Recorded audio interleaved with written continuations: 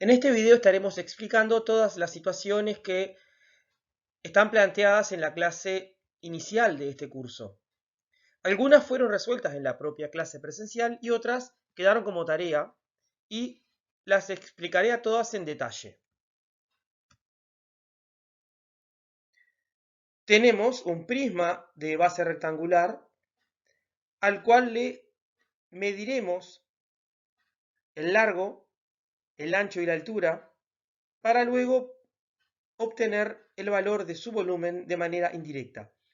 Por ejemplo, como se observa en la imagen, el largo tiene un valor aproximado de 7,9 centímetros. Medimos el ancho, que nos da 3,9 centímetros. Obviamente son aproximaciones. Es lo mismo que si lo estuviéramos haciendo con un objeto real y una regla real. Vamos a hacer una estimación del valor más próximo posible en función de la información que tenemos. Por último, medimos la altura y nos da 1,5 centímetros.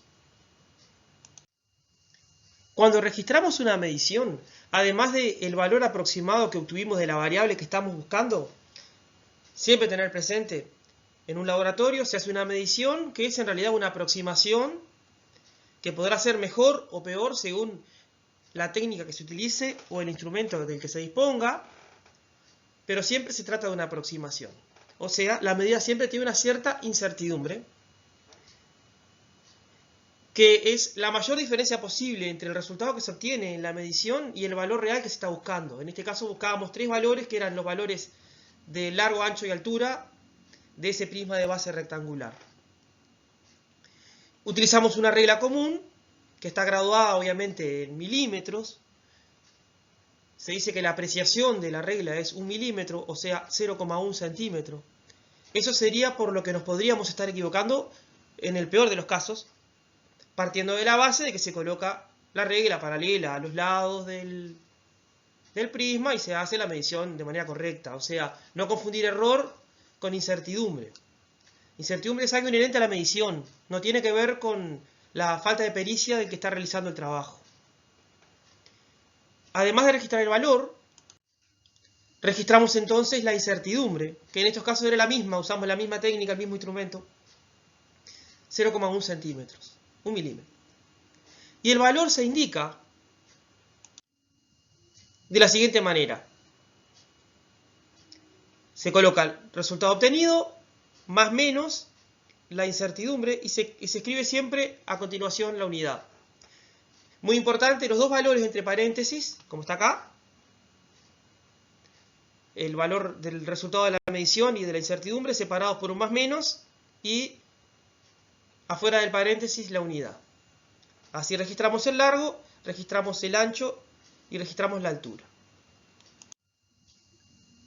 Muy bien, ahora, ¿cómo se hace para saber si la medición que se realizó nos está brindando un valor confiable o no? Se hace un cálculo que se llama incertidumbre relativa. A veces, con una fracción es suficiente, pero para cuantificar mejor, a veces lo que se calcula es un porcentaje. ¿Tá? Nosotros vamos a trabajar con el porcentaje, más allá de que se puede calcular primero la fracción, porque es mucho más fácil de interpretar. Nos estaríamos equivocando por un porcentaje de, por ejemplo, 2%. Es más fácil de, por ahí, intuitivamente interpretar, de estar equivocándose por una fracción de 0,02, ¿no? Básicamente por eso, para que sea más fácil de interpretar. En este caso simplemente es dividir la incertidumbre entre largo, por ejemplo,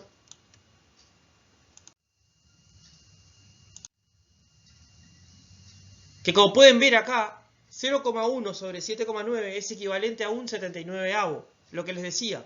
Nos estaríamos equivocando por una fracción de un 79avo. Eso no es algo práctico de interpretar. Por eso se calcula el porcentaje que vamos a calcular dentro de un rato.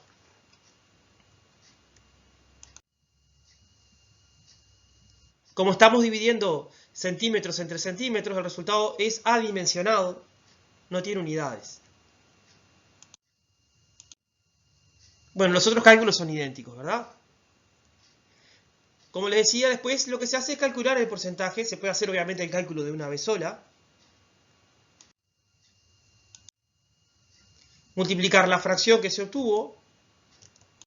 Por ejemplo, 0,013%, que nos da 1,3. 0,025%, que nos da 2,5%. ¿Cómo se interpretan estos porcentajes? Por ejemplo, la medición que dio un valor de 7,9 centímetros y tenía una incertidumbre absoluta de 0,1 centímetro, tiene una incertidumbre relativa que corresponde al 1,3% del valor medido. En el caso de la medición que dio 3,9, la incertidumbre representa el 2,5% y así sucesivamente. Muy bien, a continuación vamos a ir resolviendo los ejercicios sobre derivadas que estaban planteados. ¿Cuál es el objetivo de estos ejercicios? Recordar cómo funcionaba esto de la derivada. Es un curso de física, ¿verdad? Vamos a utilizar muchas herramientas matemáticas. No vamos a profundizar en la teoría matemática, para eso tienen sus cursos ustedes de matemática. Pero hay cosas que las tenemos que aplicar y tenemos que saber lo básico de cómo funciona en cuanto a la resolución de determinadas situaciones. Como ustedes podrán haber visto en la primer clase, tiene una utilidad muy importante la derivada en la parte del laboratorio que tiene que ver con el cálculo de la incertidumbre en determinadas situaciones. Y es muy aplicado obviamente en la física, ¿no? Se van a dar cuenta con el correr de las clases. Muy bien. Vamos a ir resolviendo los ejemplos. Son todos ejemplos en realidad muy sencillos para introducir el tema y para refrescar la memoria. Tenemos una función polinómica. Hay que aplicar ciertas reglas para obtener la función derivada, en este caso con respecto a x. La variable es x. Vamos a derivar esta función. Les voy a presentar ahora la solución y voy a explicar cómo se obtuvo. Bien, el primer término, recordamos, importante, tengo varios términos sumados y voy a hacer la derivada. Recordar, la derivada de una suma es la suma de las derivadas. Así que la solución va a ser la suma de la derivada del primer término, más la derivada del segundo término, más la derivada del tercer término, más la derivada del cuarto término.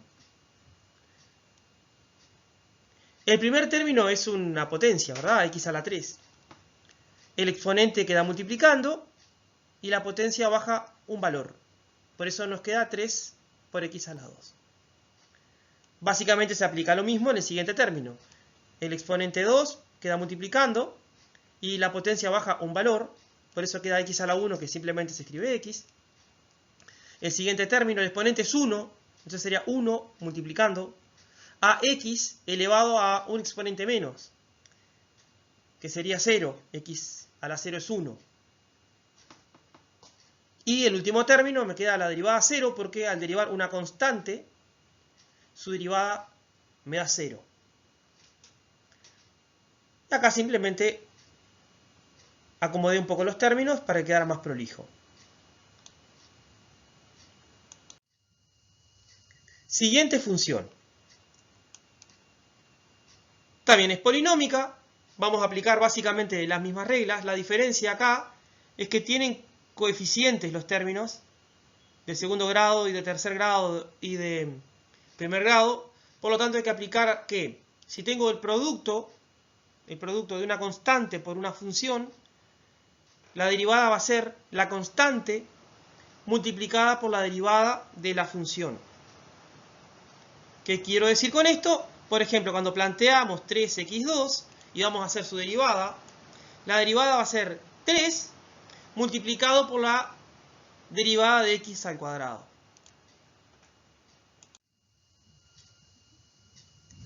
Acá está desarrollado, ¿verdad? La derivada de x al cuadrado aplicando lo mismo que hoy es 2x. La derivada de x al cubo es 3 por x2, aplicando lo mismo que aplicábamos hoy. Me queda multiplicado por 2 por este coeficiente que tenemos acá. Lo mismo aquí, sería 6 multiplicado por la derivada de x con respecto a x, que vimos hoy que era 1, por lo tanto 6 por 1 era 6, obviamente. Y la derivada de menos 7 es 0.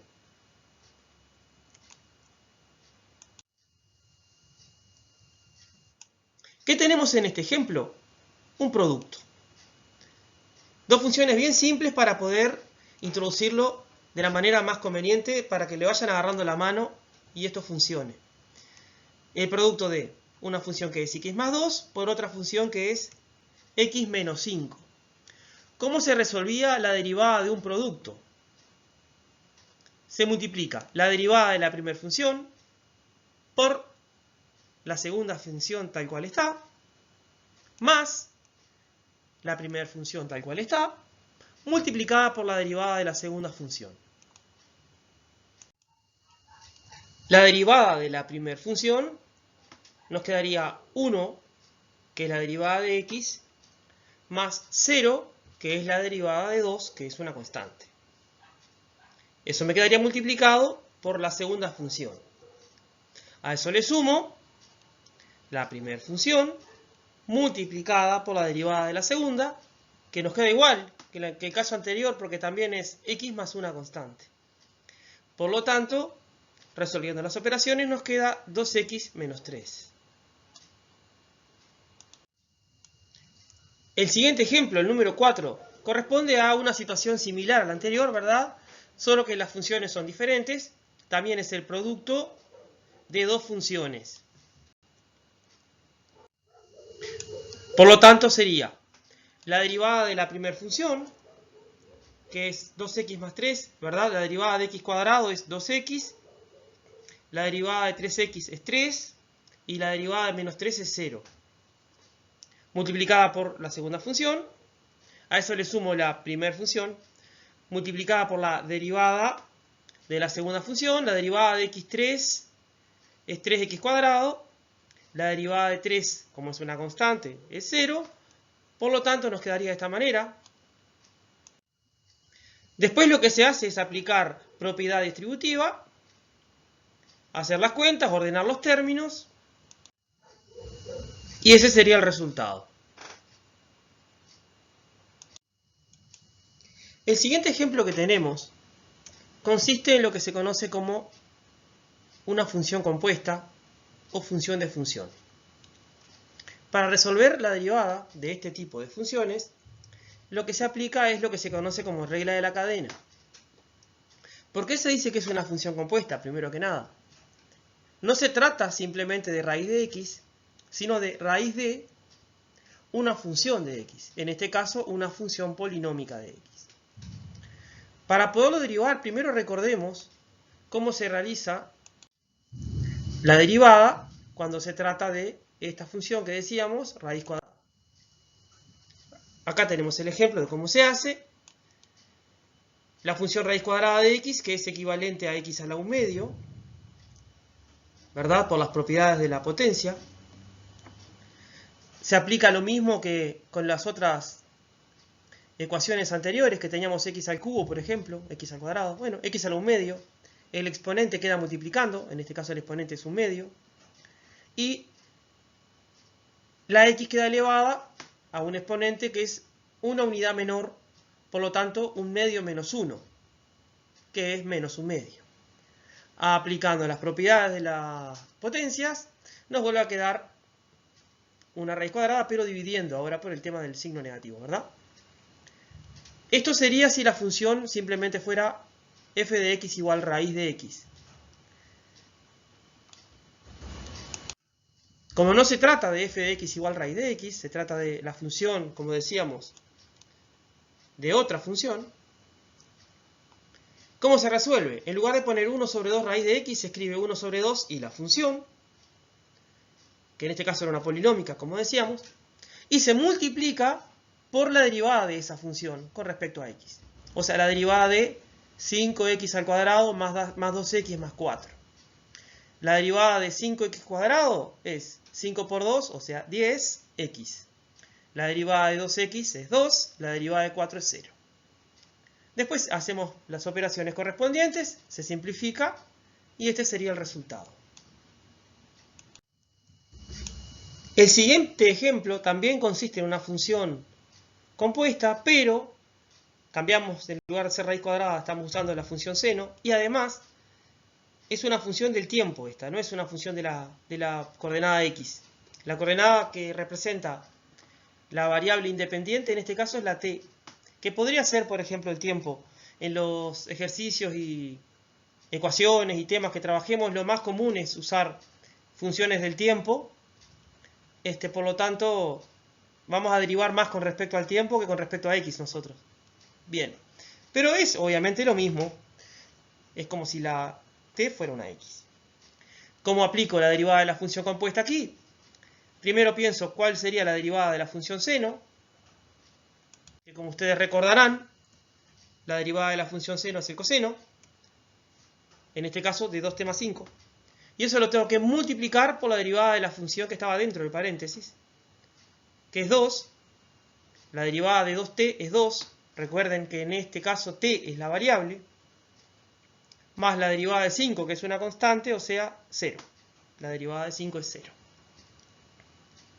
Simplemente hacemos las cuentas correspondientes y nos quedaría esta ecuación.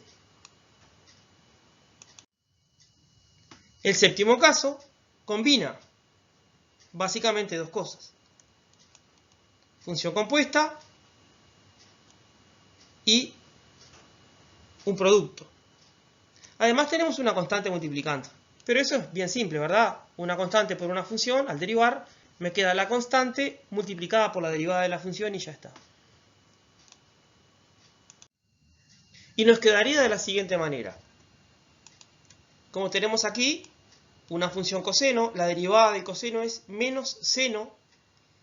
En este caso sería menos seno de la expresión que corresponde a la segunda función en la función compuesta. Y eso habría que multiplicarlo por la derivada de esa segunda función, a la que le llamé u' para simplificar. Vamos a desarrollar u' por separado. Vamos a obtener la simplificación de esa derivada y después vamos a seguir con la derivada de la función f. ¿Sí? O sea, primero vamos a hacer la derivada ahora de este producto y lo que da lo multiplicaremos por 6 por menos seno de, ¿verdad? Vamos a hacer así. Nuevamente vamos a aplicar la derivada de un producto, ¿verdad? Porque tenemos aquí dos términos, 4t más 3 sería un término, t al cuadrado menos 5 sería el otro término. Colocamos la derivada del primer término, que es 4, multiplicada por el segundo término del producto, más el primer término por la derivada del segundo término. La derivada de t al cuadrado sería 2t. Recordar, estamos derivando con respecto a t. En este caso la variable es t. Y sería 2t menos la derivada de 5, que es 0. Desarrollamos, operamos, y así nos quedaría u'. Y para terminar, lo que habría que hacer es multiplicar menos 6 por el seno de la expresión que habíamos llamado u, en realidad, recordar. Y esto lo multiplicamos por lo que viene a ser u'.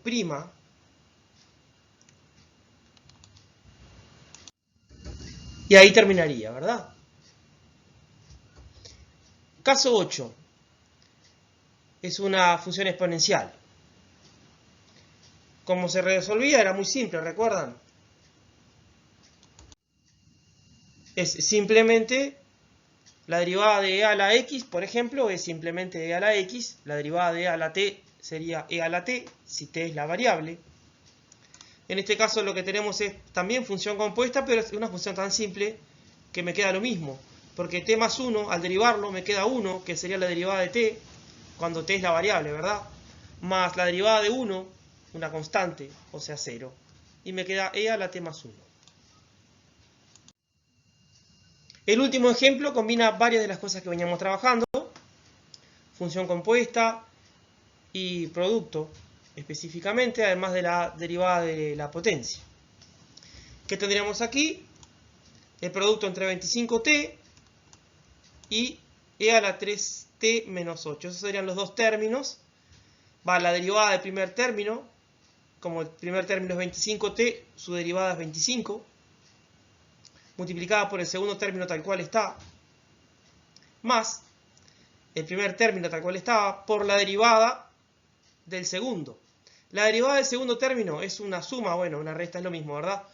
E a la 3t, que es función compuesta, sería e a la 3t, que es la derivada de e a la 3t, multiplicado por la derivada de 3t, que es simplemente 3, más la derivada de menos 8, que es 0. Después se opera y se van los términos y queda resuelto. Estos serían derivadas simples. Vamos a trabajar ahora con los ejercicios pendientes sobre derivadas parciales.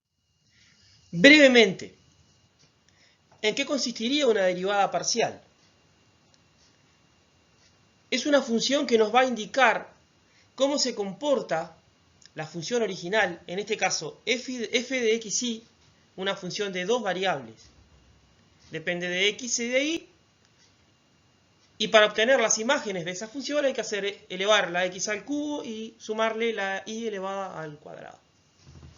Depende de dos variables, no de solamente una. ¿Qué sería la derivada parcial con respecto a x?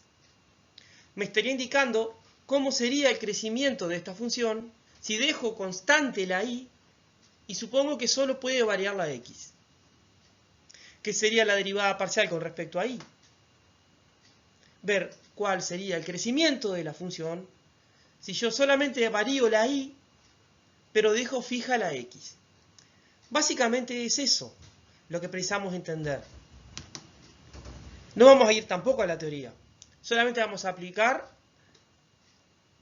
las relaciones y las ecuaciones y alguna fórmula para ver cómo se deriva parcialmente funciones de varias variables. El primer ejemplo es una función de dos variables. Vamos a derivar primero con respecto a x, después con respecto a y. ¿Qué sería derivar con respecto a x? Como decíamos, suponer que y se queda fija. Y es constante. Por lo tanto, y cuadrado también sería constante. Y su derivada sería 0. Así que el segundo término es simplemente 0. Después, el primer término, x3, se deriva aplicando las reglas de la potencia. Es una función de x, que es la variable que estábamos teniendo en cuenta. Por lo tanto, se va a derivar como si fuera una función común. El exponente pasa multiplicando y la potencia baja un valor. Nos queda, en lugar de x3, nos queda x2. Por lo tanto, 3x2 sería la derivada parcial de esta función de dos variables con respecto a x. Cuando derivamos parcialmente con respecto a y, hacemos básicamente lo contrario. Suponemos que x es la constante, por lo tanto x al cubo es una constante, y su derivada es simplemente 0, y derivamos la función y al cuadrado como una función normal, es una potencia. El exponente queda multiplicando y la variable queda elevada a la 1 en este caso, porque el exponente, recordamos, baja un valor. Esta sería la derivada parcial de la función con respecto a y, simplemente 2y. El segundo ejemplo lo vamos a resolver básicamente de la misma manera, hay que hacer alguna operación más, porque hay coeficientes en este caso, multiplicando a las variables elevadas al cuadrado y al cubo en este ejemplo.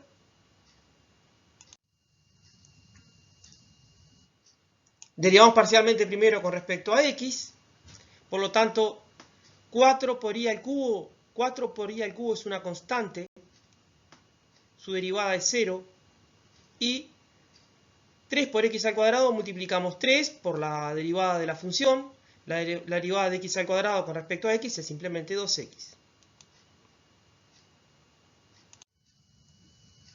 Derivamos ahora con respecto a y, recordemos que en este caso suponemos que x es una constante, por lo tanto 3x al cuadrado también es una constante y su derivada es 0. Por lo tanto, hay que sumar simplemente la derivada de 4i al cubo con respecto a i, o sea, suponiendo que i es la variable, sería 4 multiplicado por 3i al cuadrado, que es la derivada de i al cubo.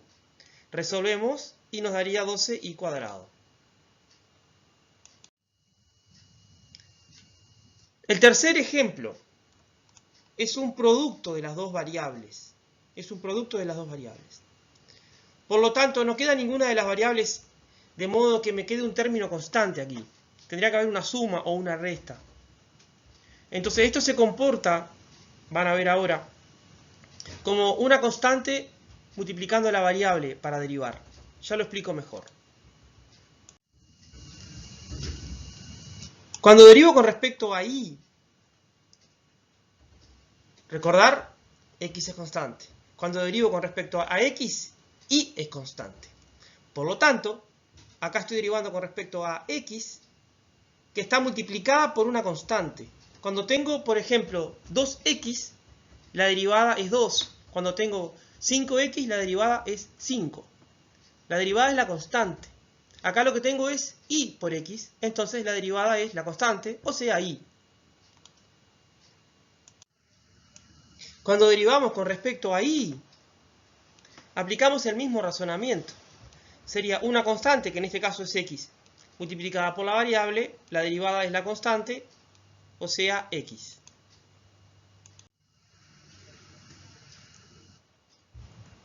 Siguiente ejemplo, tenemos funciones de cada variable multiplicadas entre sí, x al cuadrado, y después tenemos y al cuadrado. ¿Cómo resolvemos esto? Si estamos derivando con respecto a x, y al cuadrado es una constante, por lo tanto pasa para adelante multiplicando, y se multiplica por la derivada de la función que es x al cuadrado, o sea 2x.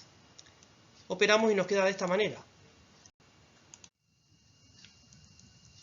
Cuando la variable es y, x al cuadrado es constante, queda adelante multiplicando, y multiplica a la derivada de y al cuadrado, que es 2i, desarrollamos y nos queda de esta manera. Siguiente ejemplo, combina varias de las opciones anteriores. Tenemos acá las dos variables multiplicadas entre sí, términos separados, o sea que van a haber términos constantes al hacer las diferentes derivadas parciales. Primero con respecto a x. Vamos a identificar primero qué términos son constantes. 2i al cubo es constante, no depende de x. Entonces su derivada es 0. 4 es constante, su derivada es 0. Después, ¿qué hacemos? Vamos a derivar 5x cuadrado y x por y. Recordar, y estamos suponiendo la constante para poder derivar parcialmente con respecto a x. 5x cuadrado, si hago la derivada, me queda 5 por la derivada de x al cuadrado, que es 2x. 10x. La derivada de x por y, aplicando lo mismo que hace un rato, teníamos una constante, que sería y, multiplicada por la variable. La derivada es la constante. La solución sería 10x más y. Cuando hacemos la derivada parcial con respecto a y, 5x cuadrado es una constante, su derivada es 0. Igual que el 4, que también es constante, su derivada es 0. La derivada de 2 por y al cubo sería 2 multiplicado por la derivada de y al cubo, que es 3y cuadrado, ¿verdad? Y a eso le sumo la derivada de x por y. Recordemos, en este caso x es la constante, está multiplicando la variable, que es y, por lo tanto me queda x. 6y cuadrado más x es la solución. Sexto ejemplo, cambiamos acá que las variables son x y t, muy común en física, que nos queden así las variables, que serían la posición y el tiempo en ese caso.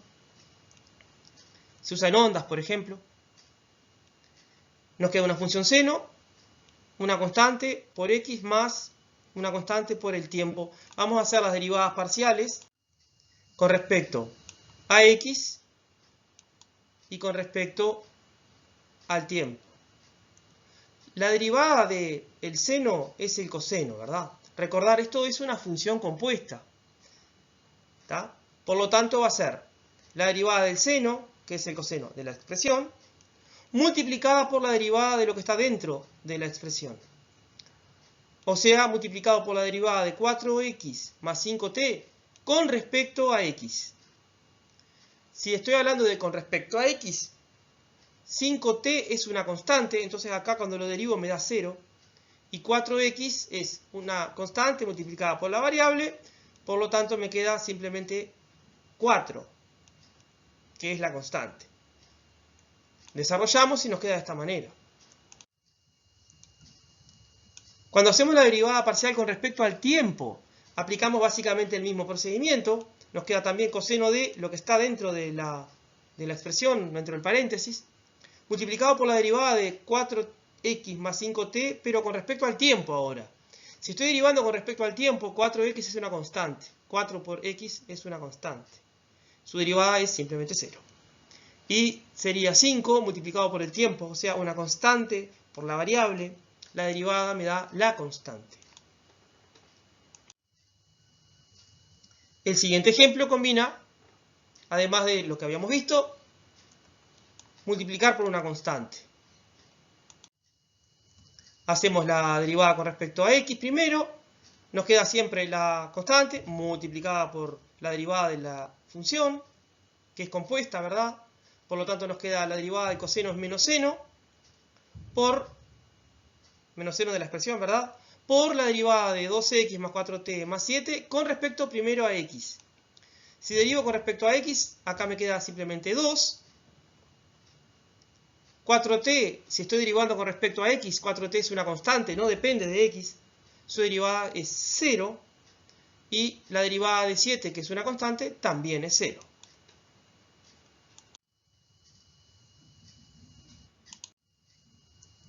Cuando derivamos con respecto a t,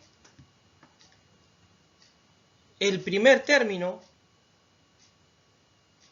6 por menos seno de 2x más 4t más 7, se mantiene. Lo que va a cambiar es la derivada de 2x más 4t más 7, que no es lo mismo derivarla con respecto a x que con respecto a t, obviamente. Que nos queda de la siguiente manera. La derivada de 2x con respecto a t es 0, porque al derivar con respecto a t, recordar, suponemos que x es constante. Por lo tanto, 2 por x es constante, su derivada es 0. La derivada de 4t es simplemente 4, la derivada de 7 es 0. Operamos y simplificamos. El siguiente caso se trata de una función de tres variables, x, y z. Por lo tanto, vamos a hacer derivadas parciales con respecto a x, con respecto a y y con respecto a z. En el primer caso, con respecto a x, suponemos que z y que y son constantes. Por lo tanto, nos queda z sería una constante multiplicando la función x más y, que es una función de x. Por lo tanto, nos quedaría la derivada z por la derivada de la función con respecto a x, o sea, la derivada de x más y con respecto a x. La derivada de x es 1 y la derivada de y es 0 porque estamos derivando con respecto a x. Suponemos que y también es una constante, al igual que z. Por lo tanto nos quedaría z por 1, o sea, simplemente z. Cuando calculamos con respecto a y, es básicamente el mismo razonamiento.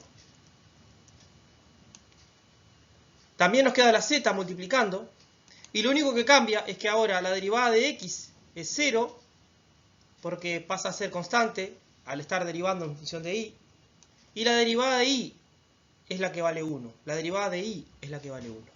Y también nos da z, ¿verdad? Derivando con respecto a z, x e y son constantes. Por lo tanto, x más y es una constante. Y la variable sería z acá. Lo contrario que en los casos anteriores. Por lo tanto, nos va a quedar la constante multiplicando la variable. La derivada es simplemente la constante, por eso nos da x más y. El último caso también es una función de 3 variables. ¿Qué vamos a hacer? Primero con respecto a x, la derivada, nos quedaría x cuadrado es una función de x, y al cubo es una constante, 4z cuarta es una constante. Por lo tanto, y al cubo que está multiplicando una función de x queda multiplicando la derivada de esa función de x. La derivada de x al cuadrado es 2x. A eso le tengo que sumar la derivada de 4z cuarta. Dijimos que era una constante, por lo tanto su derivada es 0. Y este sería el resultado. Con respecto a y, x al cuadrado sería una constante que está multiplicando una función de y, por lo tanto nos queda esa constante por la derivada de la función de y. La derivada de y al cubo es 3y cuadrado. Y a eso le sumamos la derivada de 4z cuarta, que también es 0, porque seguimos considerando a z constante.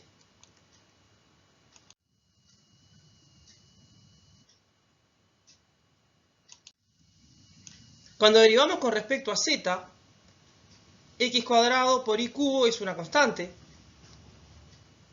4, una constante, multiplicando una función de z. Por lo tanto, x cuadrado más y cuadrado, x cuadrado más y cubo, su derivada es simplemente 0. Después nos queda 4, que es una constante, multiplicado por la derivada de la función de z, que es z cuarta, o sea 4z tercera. Hacemos la operación y nos queda 16z tercera. ¿Para qué nos sirve a nosotros en este curso la derivada parcial? Para obtener la incertidumbre de determinada variable que se obtiene mediante cálculos. En el ejemplo que estábamos trabajando, lo que queríamos calcular era el volumen de un prisma de base rectangular. Como ustedes sabrán, se calcula multiplicando el área de la base, que es largo por ancho, por la altura. O sea, el volumen, visto desde el punto de vista matemático, es una función de 3 variables. Las variables son el largo, el ancho y la altura, como podrían ser x, y z, en los ejemplos que veíamos antes.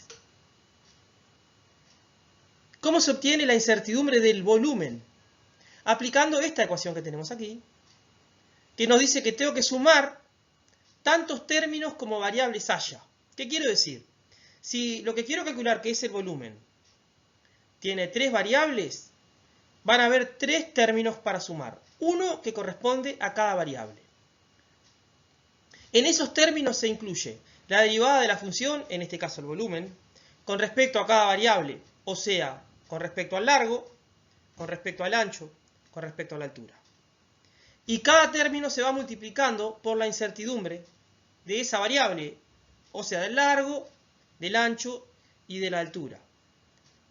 Se suman los valores absolutos y obtenemos un resultado que sería la incertidumbre del volumen en este caso. ¿Qué tenemos que hacer entonces?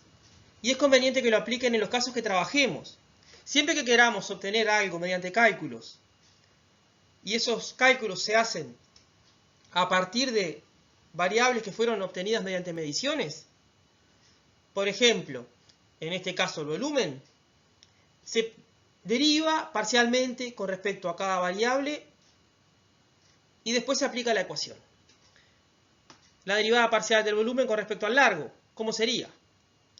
Si estamos trabajando con respecto al largo, a y h son constantes y el largo sería la variable. Por lo tanto, la derivada sería simplemente la constante a por h. Cuando nosotros derivamos con respecto al ancho, aplicamos básicamente lo mismo. Las constantes serían el largo y la altura, que quedan también multiplicados. Sustituimos por los valores que teníamos en las primeras diapositivas, recordarán, y obtenemos este valor, 5,9 centímetros cuadrados. O sea, esto que nos da números, simplemente valores. Vamos a derivar ahora el volumen con respecto al ancho. Nos queda nuevamente la constante, que en este caso sería L por H. Y cuando derivemos con respecto a la altura, nos va a quedar L por A que sería constante, y la variable sería la altura. Sustituimos los valores, ¿sí? Y obtenemos lo que correspondería a este término y a este término. Voy a explicar de nuevo. Cuando derivamos con respecto a la altura, suponemos que el largo y el ancho son constantes. Por lo tanto, al derivar, sería una constante multiplicado la variable, lo que queremos derivar. Por lo tanto, el resultado es la constante. Después, ¿qué se hace? Simplemente se va multiplicando cada término a por h, que sería este término, por la incertidumbre del largo. Después, este término, que sería L por H por la incertidumbre del ancho, y este término, que sería L por A por la incertidumbre de la altura. Usamos los valores que teníamos, los que calculamos aquí, y los valores de incertidumbre que teníamos, que eran 0,1 centímetros en cada caso, recordarán, y queda pronto. ¿Por qué no puse los valores absolutos que teníamos acá? Porque todos estos términos son positivos, entonces no es necesario escribirlo. Si hubiera algún término negativo, sí es imprescindible colocar las barras de valor absoluto. Hacemos las operaciones correspondientes y obtenemos el valor, que en este caso sería 5 centímetros cúbicos, que corresponde a la incertidumbre del volumen del prisma de base rectangular.